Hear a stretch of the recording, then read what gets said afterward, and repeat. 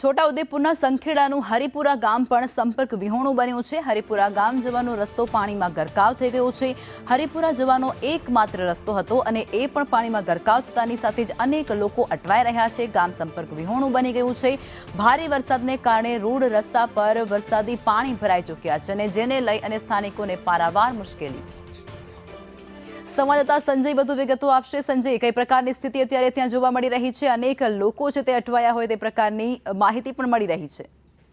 સંખેડા તાલુકાનું હરિપુરા ગામ જે છે એ ગામે જવા માટેનો એકમાત્ર કસુંબિયા તરફનો જ રસ્તો છે।